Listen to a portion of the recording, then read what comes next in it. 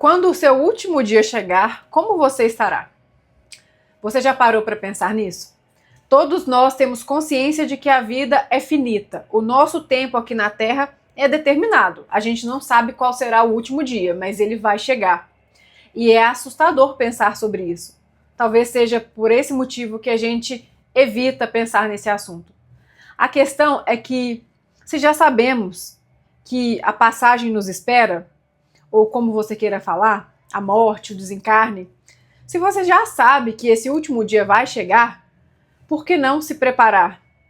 Será que você acredita que a gente está aqui só para pagar contas, trabalhar, curtir 2 dias no final de semana e depois repetir tudo de novo durante a semana? Será que foi só por isso que Deus te criou?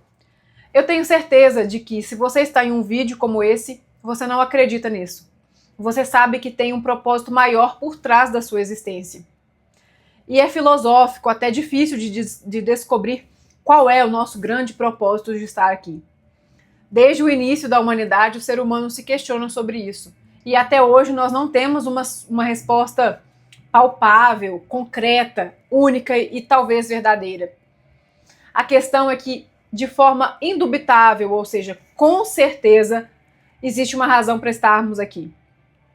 E, a meu ver, a razão é evoluir, melhorarmos a nós mesmos, melhorarmos as nossas relações, melhorarmos para o mundo, tornarmos pessoas mais úteis para o mundo, sermos mais servidores no sentido não de sermos escravos dos outros, de mimarmos as pessoas, mas de ajudarmos verdadeiramente que as pessoas também se desenvolvam.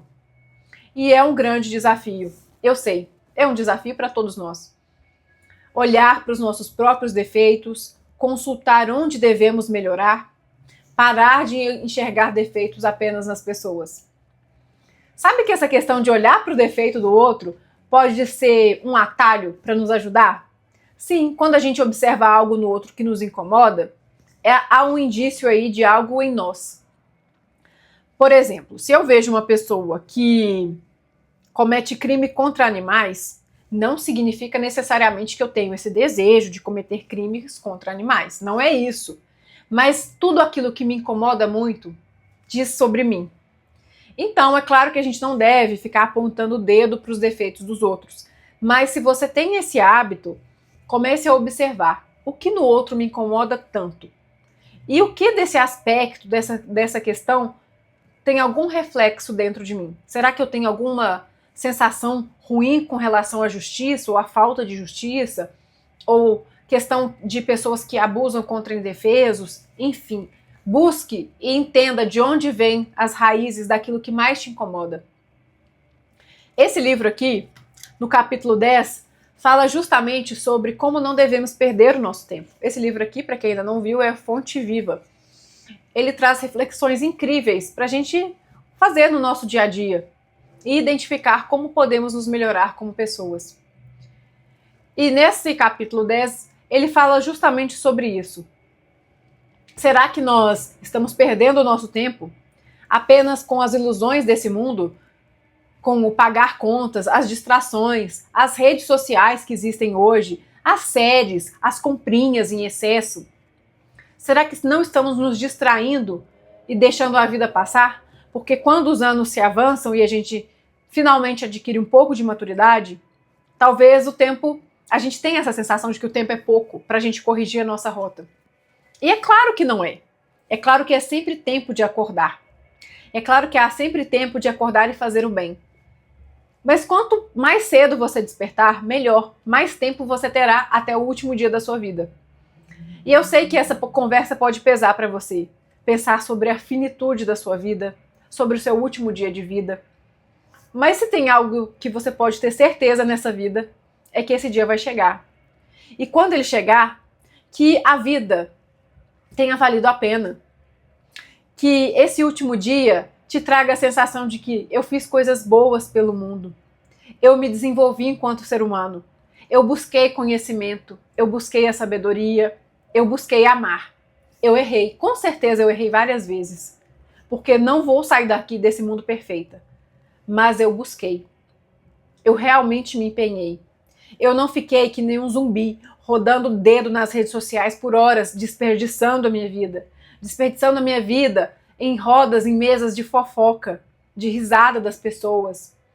Eu aproveitei para sorrir de coisas boas, dar sorrisos de alegria genuína, de sorrir enquanto eu via uma cena bonita, ou quando eu apreciava algo bonito na natureza. De dar risada, de lembrar de algo engraçado que aconteceu comigo, e não de algo que feriu a imagem de alguém. De me lembrar de que eu fui capaz de tornar o dia de uma pessoa melhor, por um elogio, por um copo d'água que eu servi, por um alimento que eu elevei, por uma roupa, um acessório que eu não usava mais e aquilo alegrou tanto o dia daquela pessoa que ganhou. Por você ter colocado água em plantinhas que estavam prestes a morrer porque estavam secas. Por você ter alimentado animais abandonados ou ter ajudado instituições que cuidam deles. Por você ter olhado nos olhos das pessoas. Feito um elogio sincero pelo trabalho que alguém fez. Elogiado a limpeza que alguém fez em algum lugar. O atendimento que ela te deu em um estabelecimento. Tudo isso faz você acender luzes no mundo. E quando você acende luzes, você pode ter certeza de que você está fazendo a sua função. A gente se pergunta muito qual é o meu propósito de vida. A gente acha que o nosso propósito de vida é algo muito grandioso. Eu sempre brinco. Será que meu propósito não é abrir uma grande instituição de caridade que vai acolher crianças carentes? Às vezes o seu propósito não é isso. Aliás, esse não é o propósito da maioria das pessoas. Mas com certeza o propósito é ajudar. É ser útil onde estiver. É ser bondade onde estiver. E ser bondade às vezes é desafiador. Por exemplo, o nosso cérebro adora criticar as pessoas. E você está ali em uma mesa e as pessoas estão falando mal de alguém que você até tem um certo rancinho. Então você sente até um certo deleite em falar mal daquela pessoa. Vamos admitir, você não precisa escrever nos comentários nem falar isso pra ninguém, mas admita pra si mesmo. O cérebro humano tem essa questão porque quando você fala ou ouve falar mal de alguém, momentaneamente você se sente um pouquinho superior ao outro, naquele aspecto do tipo, fulaninho está traindo a esposa, eu sou uma pessoa fiel, eu não traio. Você sabe que você tem uma série de defeitos, mas esse defeito específico você não tem. Então você se sente um pouquinho superior.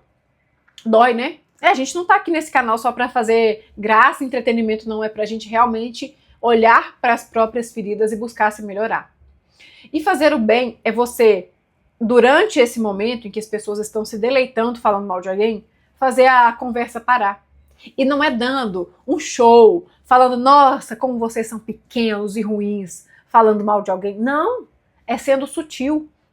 É mudando o rumo da conversa.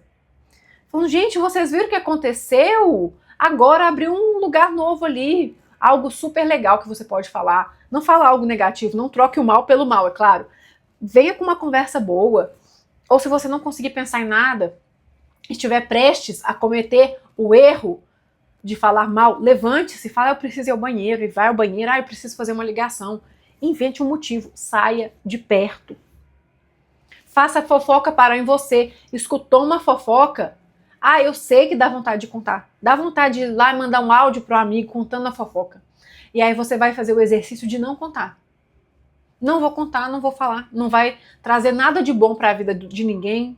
Eu vou trazer uma informação de algo que eu não presenciei, algo que eu só ouvi e que pode estar errado, e eu vou levar para frente para isso chegar a mais pessoas e mais pessoas criticarem, darem risada de outras pessoas? Não.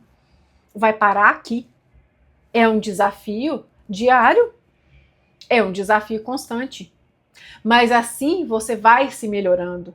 Você não precisa salvar pessoas do outro lado do mundo, porque às vezes realmente a gente se sente de mãos atadas quando a gente vê problemas do outro lado do mundo e a gente não consegue fazer nada pelas pessoas. E a gente sente, poxa, eu sou uma pessoa tão do bem, eu queria tanto poder ajudar essas pessoas, mas tem alguém passando fome na sua rua e você não faz nada por ela. Passa um cachorrinho na porta da sua casa todo dia, com sede, e você é incapaz de colocar um potinho de água para ele tomar. Você passa por pessoas na rua que precisam de doação, de roupas que você não usa mais, mas você prefere deixar suas roupas apodrecerem dentro do seu armário. Essa doeu, né? Eu sei. Todo mundo pode ser útil onde está. No seu ambiente de trabalho tem aquela pessoa que te importuna e você pode ser o perdão. Você pode exercer o amor. Você pode exercer compaixão. Quem te perturba está doente. Pode ter certeza disso. Quem te perturba, quem te faz o mal, quem te critica, quem vem com palavras passivo-agressivas, sabe? Aquelas, ai, você é tão bonita, mas esse cabelo não te valoriza. Sabe esses comentários passivo-agressivos? Quem vem com esse tipo de comentário está doente, está adoecido e precisa do seu amor, precisa do seu perdão. Não é fácil. Quem disse que é fácil? Mas é exercer o perdão por ela, fazer uma oração, Pai, essa pessoa, me ajude a lidar com essa pessoa, meu Pai. Me ajude a ter paciência com ela. Ajude que essa pessoa melhore, Pai. Que essa pessoa saia dessa implicância que ela tem comigo. Provavelmente ela está muito infeliz com a própria vida. Orar pelos outros é poderoso. A pessoa que mais se beneficia de uma oração, em primeiro lugar, é você. É como se você jogasse flores em cima de alguém. A primeira pessoa que perfuma as próprias mãos é você. Agora, quando você fala mal de alguém ou critica diretamente alguém, é como se você derrubasse lixo sobre outra pessoa. E da mesma forma você suja as suas mãos. Então, escolha o que você quer ser. Escolha como você quer agir nessa vida. Dá sim para você fazer o bem. Dá sim para você melhorar as suas condutas. Você precisa parar de se distrair com o mundo, de se distrair com fofoca, com notícia ruim e focar em olhar como eu posso ser melhor, como eu posso ser útil onde eu estou, o que eu posso fazer de bom onde Deus me plantou. Não adianta você estar aqui e querer ser flor, florescer lá do outro lado do mundo, onde há conflitos. Não é assim que você vai salvar o mundo. Mas você com certeza consegue se tornar uma pessoa melhor se olhar para dentro de si mesma e se melhorar o ambiente ao seu redor. Assim você vai inspirar, inclusive, outras pessoas a serem melhores. Mas saiba, perfeita você não será. Liberte-se dessa vontade de ser perfeita. Aprenda a acolher os seus defeitos. Saber que você é imperfeita, que você vai escorregar e que nesse processo de auto-melhoramento você vai escorregar também. A culpa não vai te ajudar. A autoconsciência, sim. A culpa, não. A culpa é só um peso. É como se você colocasse pedras desnecessárias na sua mochila para você carregar. Então você avança, mas você avança com dificuldade. E se você colocar pedras muito grandes, você não consegue nem avançar. Agora, se você tira todas as pedras da culpa, olha para aqueles erros e fala, tudo bem, eu entendi, isso aqui não é legal, vou me esforçar para fazer melhor da próxima vez. E assim você vai avançar, você fica leve para ir para frente. Se você chegou até aqui, deixe o seu curtir, mande esse vídeo para uma pessoa que você sabe que vai ser ajudada com esse conteúdo e não perca os próximos conteúdos. Um grande beijo e até o próximo vídeo.